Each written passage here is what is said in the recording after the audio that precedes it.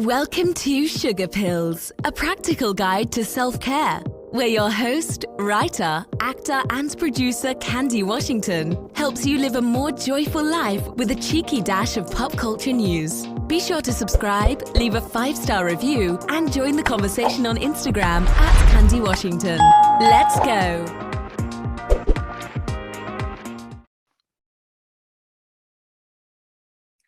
Hello, everyone, and welcome back to Sugar Pills, a practical guide to self-care if you're listening on the podcast, or welcome back to The Lux Life if you are joining us on YouTube. But either way, since you're here, be sure to like, subscribe, and share this with a friend.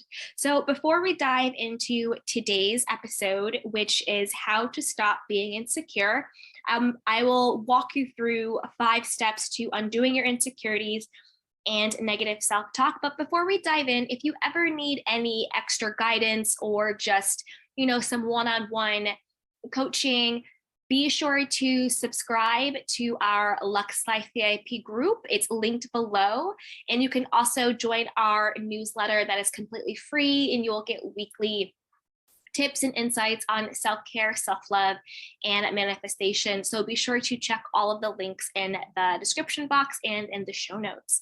So with that, let's get started. So if you are a human being, which I'm sure we all are, then you are insecure about something.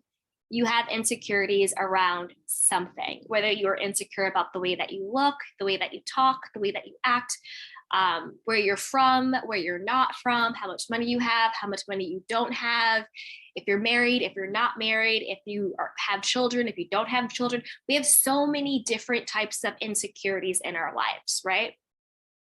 And based on those insecurities, we will sometimes speak negatively to ourselves about ourselves. So these 5 steps will first help you to identify what those insecurities are and then how to undo them. So the first step is become aware of your insecurities and do them one at a time. Again, I want everyone to really be patient with themselves, to be compassionate with themselves, and to show themselves a lot of grace, because it's so healing and powerful to do the work, but the work can hurt, like that's called the work for a reason. So if you get your journal out and you write down what your insecurities are one by one, allow yourself to feel those insecurities, allow yourself to cry if you have to scream if you have to feel it, you have to actually face it in order to let it go. Let how you feel in, so then you can actually let it out of you. And your insecurities could be anything from, I feel like my thighs are really thick and they look like tree trunks, or, I feel that, no man ever will really love me, or men only want me for one thing, or women only want me for one thing, or I'm insecure about the house that I live in, or I'm insecure about my height, I'm insecure about whatever, right? So you want to write down and you want to be honest with yourself, because the first step is really becoming aware of what your insecurities are. And if you're not aware of what you're insecure about, then even before doing step 1 of writing them down, take inventory of how you speak to yourself throughout the day. When you open your bank account, what thoughts come up? When you pass a mirror, what thought comes up? When you, see someone else having something that you want, what thoughts come up? And write that out. What triggers you? What gives you that sort of bad pit in your stomach, that, heartache in your life? What are those things? Are you terrified to wear a bikini? Are you terrified of public speaking? Are you terrified to go out on a date? Like whatever it is, right? That what you're fearful of, what you're judging yourself around, those are your insecurities. What you get jealous about in somebody else, those are your insecurities. So the first step to stop being insecure is to be honest with yourself about what you are actually insecure about. Because I think sometimes we like to pretend that, oh, I'm not jealous. I got this. I love myself, blah, blah, blah, blah, blah. But internally, it's a completely different story. We're actually at war with ourselves.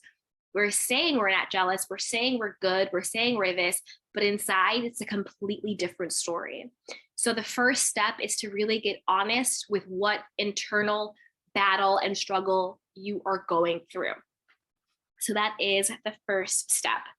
And then once you write out what your insecurities are one by one, then it's time to get some type of perspective around them, put them in context, right? And you want to ask yourself, where did this insecurity come from? When did I first feel that I was fat? When did I first feel that I was unattractive? When was the first time I felt poor? When was the first time I felt not good enough? When was the first time I felt people were laughing at me? When was the first time I felt judged? Whatever your insecurities are, you want to get clear on where they came from. But I also want to say you don't want to dwell.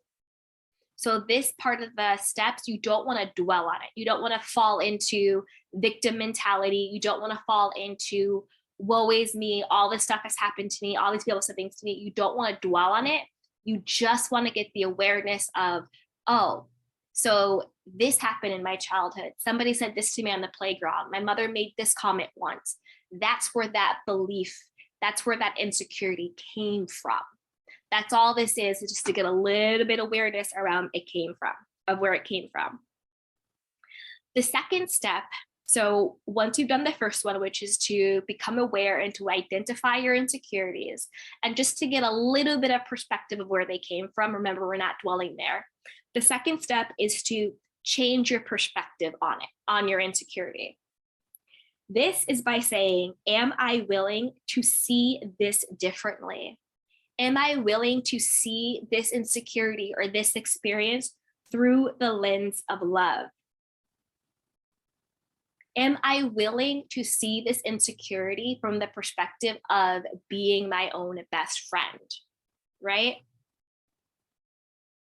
So that could look like, oh, when I was younger, someone at school said I had, really thick thighs. And so then I internalized that as meaning I was fat or not beautiful. And again, this is just a random example. I'm fat, I'm not beautiful. And then I grew up to become insecure around the way that I looked. How can I now be open to seeing this through the lens of love? You know what? Whoever said that, they didn't even know what they were talking about. They're just repeating stuff. Oh, you know what? Somebody else's opinion of me doesn't have to define the opinion of myself. Oh, you know what? My body is beautifully and willfully made. Oh, you know what? I don't have to subscribe to any societal idea of what beauty is. Oh, you know what? I can think of 10 women who look just like me, who are so beautiful, confident, and accomplished, right? How can I see this experience through the lens of love? And usually a good thing to do is whoever said it, whether it's a childhood friend, a bully at school, a parent, a teacher, whoever, just say, you know what? I forgive you for not knowing better. And I choose to let this belief go. That is seeing it through the perspective of love. This person's opinion is not the truth of me. I forgive you for not knowing better. And I choose to let this belief go. Choose to have a different perspective on it. Choose to not think that your insecurity has to be true. The third is reprogram your mind with thoughts that support and honor you. So your insecurities don't support you. Your insecurities disempower you. So you want to switch your insecurities to something that does empower you, that does support you, that does honor you. So now what I want you to do is in your journal, when you have your insecurities, I want you to cross them out. And then I want you to rewrite them in an affirmation that supports and honors and loves you. So maybe that insecurity was, I really hate my body. My thighs are so big. I'm so fat and ugly. That's your insecurity. Cross that out and rewrite it. I love and appreciate my body. It is beautifully and woefully made. I get to run. I get to skip. I get to dance. My heart beats. I get to breathe. I love the shape of my legs. I love the shape of whatever, right? Flip it to something that supports you. Flip it to something that honors you. And of course, in the beginning, it might be hard. It might be hard to switch off the insecure thought to the secure, I validate and honor myself thought. The way you get through this is through repetition. Have your affirmations now. Write them out at night. Write them in the morning. Put them on note cards. Put them on Post-its. Put them around everywhere. Put them in your phone. So anytime those nasty, insecure thoughts pop up, you already have a default affirmation that you can go to. Whenever you look in the mirror, you're like, oh, my thighs are too fat. You stop the thought and be like, no, I am beautifully and willfully made. I love and honor my body. My body houses my soul. I'm so appreciative of my body. I'm so happy and grateful that I'm healthy and strong, whatever it is for you. And again, these are just examples. So whatever your insecurity is, cross it out and then write an affirmation through the lens of love, through the lens of supporting and honoring yourself, through the lens of how you want to see yourself, of how you want to be. And then when you get those negative thoughts that start to come in, those insecure thoughts, stop them and repeat your affirmation, because you want to reprogram your mind. You want to reprogram your insecure thoughts into secure and loving thoughts. You want to reprogram it. So then your default becomes secure thoughts, loving thoughts, supportive thoughts, compassionate thoughts. And that's how you move from being insecure to secure. And then the fourth step is stop comparing yourself to others. There is no competition. The only person that you are in competition with is the varying versions of yourself. Are you doing better than a past version of yourself? Are you doing better than you were? And by doing better, I don't necessarily even mean I don't mean like money or anything like that. Sure, all those things are great, but are you more at peace? Are you more fulfilled? Are you more joyful? Are you speaking to yourself better? Do you have better self-esteem? How are your relationships doing? Your interpersonal relationships, are you becoming a better, higher, more evolved, more empowered version of yourself? That's the only competition that exists. So when you see people out there doing something, don't look at them as competition. Think, oh, I should make them a part of my community. Think community, not competition, because you can't compete with somebody else. Everyone has their own race to run. And if you find yourself on Instagram or on YouTube or whatever, and you find yourself having negative, nasty thoughts about people that you think are successful and living the life that you want, if you can't switch it in your mind to not compare yourself and to not become sort of like nasty and jealous and envious, then maybe mute that person or unfollow or take a social media break or whatever it is until you can get your self-esteem up, until you can switch from being insecure to secure, so you don't constantly get triggered. And then, because at the end of the day, when you do that, you're not hurting that other person. You're only hurting yourself.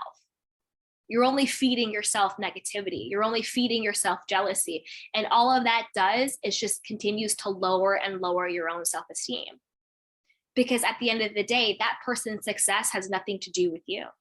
And that person's success does not take away from your potentiality to be successful as well. Whatever you mean, however you define success. I always think that 2 candle lights make a greater light.